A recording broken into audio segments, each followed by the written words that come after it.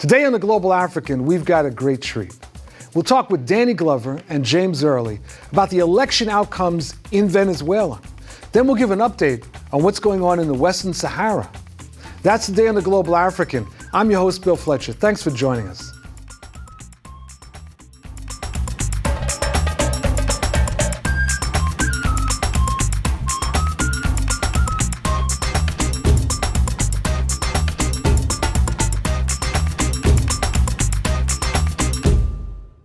On December 6th, there was a political earthquake that was felt throughout the Western Hemisphere.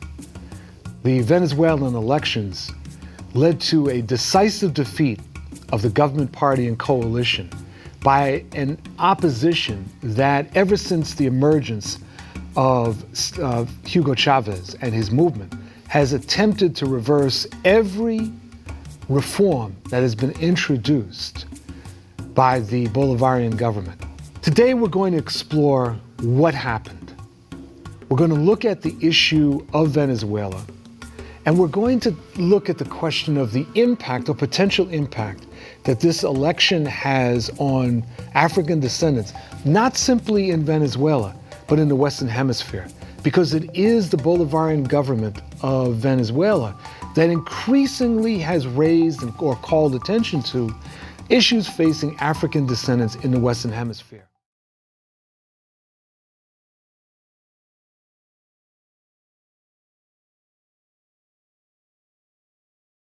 We're joined for this segment by Danny Glover and James Early.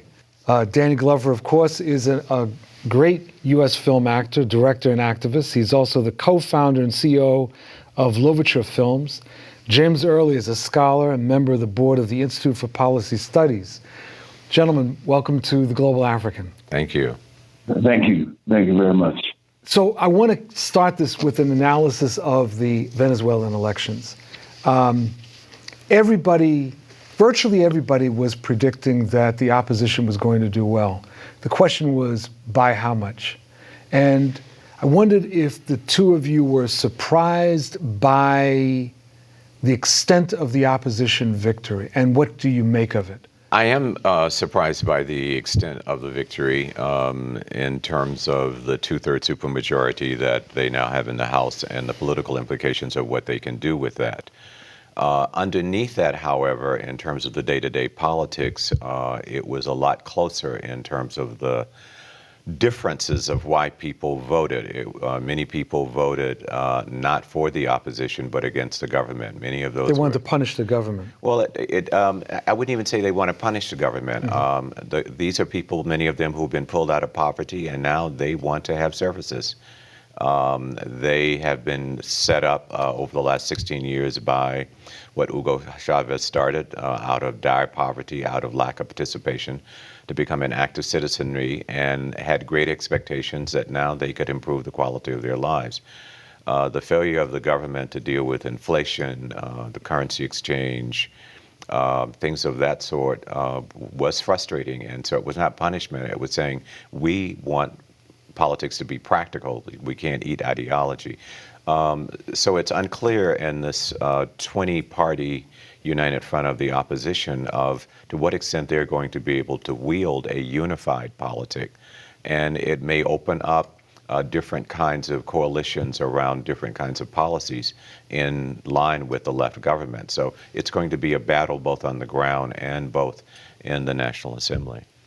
It certainly has been a disappointment for all of us who remain supportive of the Bolivarian Revolution and the changes that we saw firsthand up front that were happening in Venezuela, the relationship, evolving relationship between the Venezuelan state and Afro-descendants, et cetera, was so important. We also noticed that it seemed that even during every election, there were certain things that occurred. There were shortages, always shortages before election, even when the elections with Chavez and elections that the party won and that the left won. It seems as if that something has happened, and James talked about around the new calculus that is forming in Venezuela. And whenever you have the changes that happen with the Chavista government, you're going to have greater expectations among just ordinary people. Their expectations are going to be expectations, as James alluded to, that they now are empowered as citizens.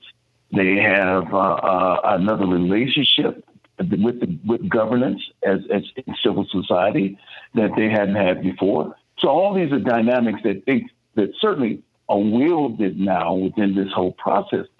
We have to understand, become vigilant in terms of the things in our support of what changes are occurring. And what changes continue to change. This may be a process in which we see that the ground could be the fertile ground for even a greater expansion of some of the ideals of President Chavez and the Chavistas, but it also is an opportunity for us to really lose ground. I'm not so sure, as James has said, how much ground we've really lost, and what were the other dynamics that have happened. That's certainly beyond the political dynamics that are going to happen in this restructuring right now, temporary restructuring. So we're dealing with a situation where a conservative has taken over Argentina. We have a right wing in Venezuela, a right wing coalition. We have efforts to move. In fact, some people calling for a coup in Brazil. Is this coincidence? Is this just bad timing or what? I think there are a number of objective factors that come into play, but these objective factors should not obscure what may be the errors and the failures on the part of the left, but in terms of the objective factors. When you look at Latin America, one of the most dynamic areas in the world, the most dynamic area in the world that has taken on neoliberalism, privatization, deregulation, lower role of the state in the interest of the people. These governments have redistributed resources towards the poor. They have the highest indices of the reduction of poverty based on the UN Millennium Goals, which now have been extended to 2030 because they were so significant.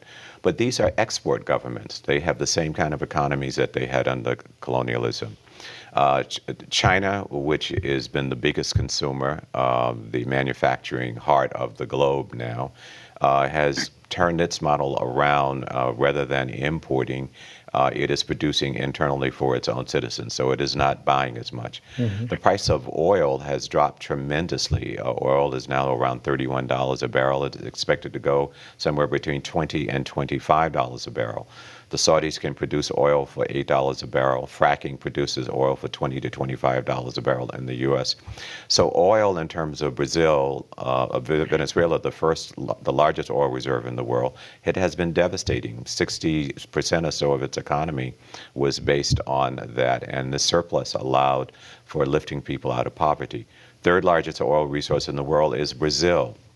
They, too, are facing this global kind of change. So that the global crisis of capitalism has compounded the failures and errors that left governments have also done. So it's not coincidental of what's happening with Dilma Rousseff, the call for. I mean, this is really frightening, this fascist development. We're seeing one ripple of that in the United States with Donald Trump and the coddling of him, notwithstanding some useful criticism from the status quo. It is still a coddling of a fascist who is really basing himself on the fears of a large social base who are feeling these same global effects in the economy. But because of the ultranationalism here, the United States first, they don't really have an articulation of what are these global factors going on. Well, I was actually going to ask you both about one part of that, something that I've been wondering. In a situation of a country that's relying so heavily on extractive industries, to what extent were we able to see, whether in Venezuela, Ecuador, other places, an attempt to reshift the economy? Well, I think one of the things, and James has talked about this, one of the degrees is still, the question is under these various forms of social democracies, how much can be done?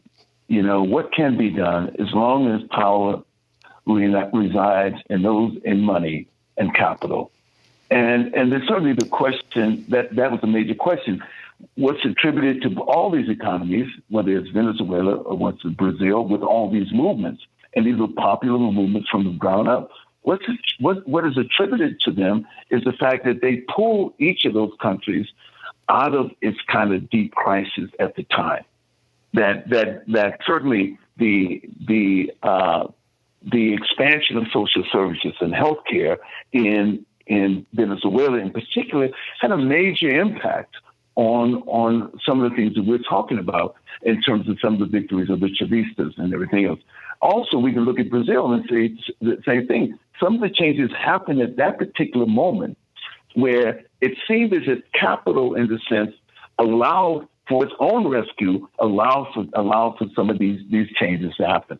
The question is now, in the real sense, did in a sense, as that further the crisis of capitalism deeper, did they now begin to pull back the reins? And that may be the major question, is how much we can get done under the current systems. And so, and as you said, there were no appreciative change in the power structure within the systems that exist and that these governments had to operate in. And this is a critical challenge and positive criticism that I think has to be brought to the left. Diversification. The dependency on extractive industries. So Korea and Ecuador, one of the most progressive, ran into big problems with indigenous communities and environmentalists because of the continuing move around extractive industries. Here's one of the ironies. A report has just come out from the UN that the largest exporter of food, the region that exports more food than any region in the world, is not any longer the United States of America. It's Latin America. Argentina ranks in the top 4 or 5 grain-producing areas of the world. Brazil, probably the largest in beef. The question and Danny used a very good term. We use the term left, about socialist. Some of these governments are socialist. Like Cuba, like the government of Venezuela, like Nicaragua, like Bolivia. But the economies, save Cuba, are capitalist. Do we have any ideas as to how Afro-descendant populations, communities voted? Not in this. I don't have the facts in this recent election, but I do have, as a result of an inquiry just 4 weeks ago, that in every election from '99, all of the concentrated areas of Afro-descendants voted unanimously for the Chavez policies. And I will find out more about this recent election, but I don't have a breakout at this point. Now, well, we certainly, when we were involved in the 2012, is it 2012 or 2000, the last election for President Chavez, 2012 election, the first places we went after the election was to Barlovento, and certainly they were, in a sense, relieved that Chavez had won the presidential election, and presented us a demonstration of the work that they have been doing in building their collectives, and their co-ops. So yeah, I mean, I can imagine that they voted heavily in those areas, Afro-descendant areas, with the party itself. That, despite the fact that there has been constant criticism of government officials called out by name who do not address the issue of Afro-descendants. So on the one hand, there's been a unified movement on the part of Afro-descendants to support the general direction of 21st century socialism. On the other hand, the government's function has been inconsistent in addressing the particular needs of these communities. That, unfortunately, is characteristic throughout this hemisphere, including in the United States of America, but very pronounced all over Latin America, including socialist Cuba, in my view, of which a lot of people don't want to face up to those issues. We are out of time, so I want to thank you both for taking the time to join us on the show today. Thank you. Thank you. Thank you. And thank you for joining us for this segment of The Global African. I'm your host, Bill Fletcher, and we'll be back in a moment.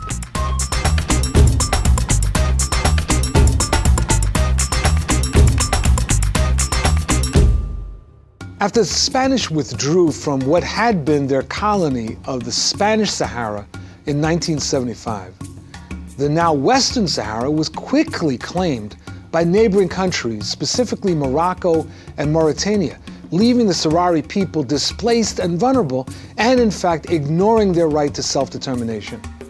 In 1979, Mauritania relinquished its side of the territory, and Morocco took claim to the entirety of the Western Sahara without any international support. Today, the United Nations recognizes the territory as a non-self-governing territory, calling it Africa's last colony. Sahrawi rebel liberation movement, known as the Polisario Front, seeks to end Morocco's presence in the Western Sahara. In 1991, the United Nations brokered a ceasefire in the hopes to put the Western Sahara's independence to a vote. But as to today, Morocco refuses to comply with the peace plan that it signed, believing its claim to the land is rooted in history. Moroccan King Mohammed VI told a Spanish newsletter, quote, "Those who are waiting for any other concessions on Morocco's part are deceiving themselves," unquote. The international community has not been active in resolving this issue, grouping it with so-called forgotten conflicts. Today we're going to look at the latest on the Western Sahara's quest for liberation. We're also going to look specifically in the upcoming Congress of the Polisario Front, the liberation movement of the Sahrawi people. So stay tuned. We're joined for this segment with Dr. Stephen Zunes, who is a professor of politics and international studies at the University of San Francisco, where he serves as the coordinator of the program in Middle Eastern Studies. Dr. Zunes, welcome to the Global African. Great to be with you. Or I should say, welcome back.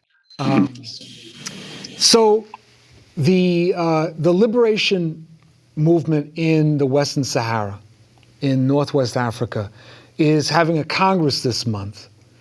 And it is my understanding that there are major issues facing the Congress, including and especially the growing frustration on the actual situation, given that the Moroccans have, in effect, undermined every effort at self-determination on the part of the Sahrawis since the 1991 ceasefire. Well, frustrations are indeed mounting. As you mentioned, the Polisario Front, the National Liberation Movement of Western Sahara, which is recognized as the government of the Sahrawi Arab Democratic Republic. This is a nation state that's a full member of the African Union, and is recognized by more than 80 nations as an independent state, but has nevertheless been occupied by Morocco for over 40 years. They've pretty much done everything right in the sense that they have upheld the provisions of the 1991 ceasefire, but Morocco has not gone through with their end of the bargain. That is to have a free and fair internationally supervised referendum choosing between independence and some form of integration with the Moroccan kingdom. There's a younger generation many of whom have grown up in the refugee camps, as well as people under the brutal Moroccan occupation inside the occupied territory that are saying, well, since Morocco didn't go through their end of the bargain, we should no longer live up to our end of the bargain, which is the suspension of the armed struggle. And that could, and then while certainly people under colonialism, which is essentially what we're talking about here, under foreign belligerent occupation, however you want to word it, do have the legal right, and one could argue the moral right, to armed resistance.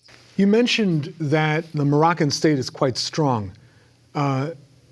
It seems like they're quite strong in large part because of the backing that they're getting from France. Is that correct? Yeah, very, very much so. They are former colonial possession of France. They remain in what one could call a neo-colonial relationship right now. French business interests are very strong.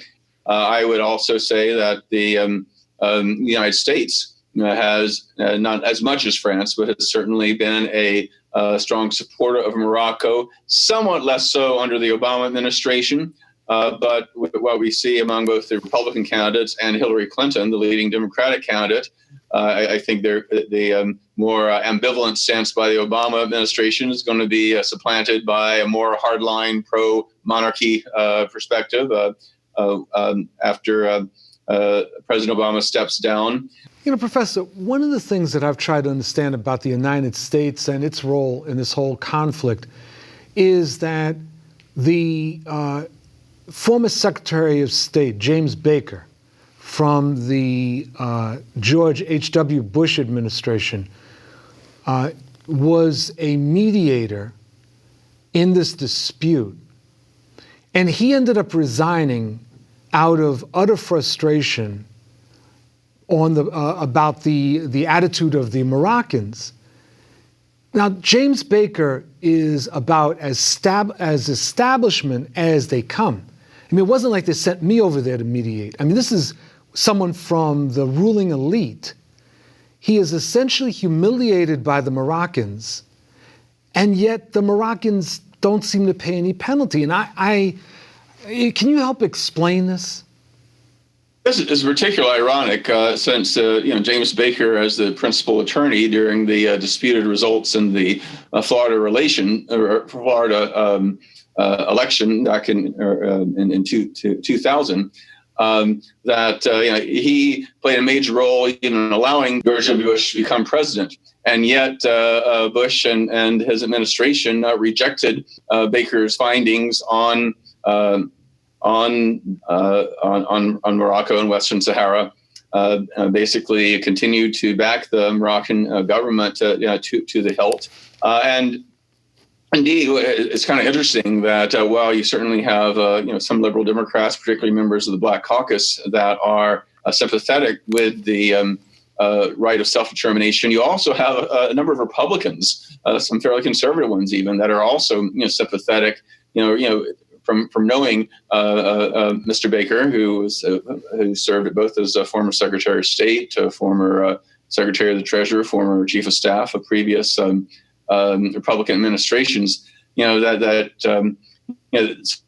actually some bipartisan support for self-determination, but there's also, unfortunately, bipartisan support, more powerful bipartisan support for the occupation. I think it comes down to really the history of the United States and supporting allied regimes, even when they violate basic international norms. We certainly saw this in supporting Indonesia's occupation of East Timor. If you go back a few years, South Africa's occupation of Namibia.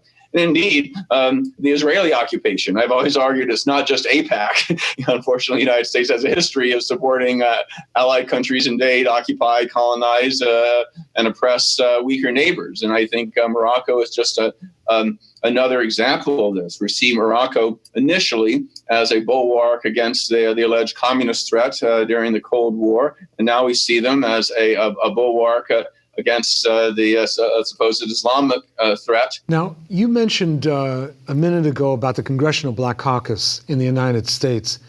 And while it is true that some members of the Congressional Black Caucus have spoken in favor of Sahrawi self-determination, this doesn't appear to be one of their top issues. What do you make of that? Of course, given some of the districts that most members of the Congressional Black Caucus represent, obviously they have a lot of priorities in terms of meeting the needs of their constituents in the face of cutbacks in social programs, police violence, and so many of the issues that affect the African American community. Mm-hmm. And so historically, African Americans have not tended, members of Congress have not been involved in for example, the House, Foreign Relations Committee or other, foreign policy issues. Even though they take the right position much more often than on average than most white members of Congress, is not foreign policy in general has not been a huge priority.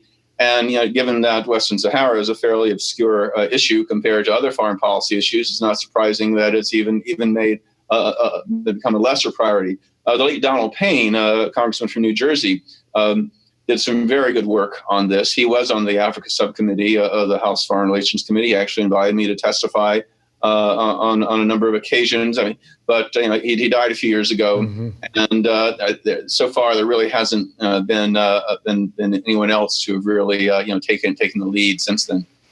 Dr. Zunas, thank you so much for joining us for this episode of The Global African. My pleasure. And thank you for joining us for this episode of The Global African. I'm your host, Bill Fletcher. Thank you.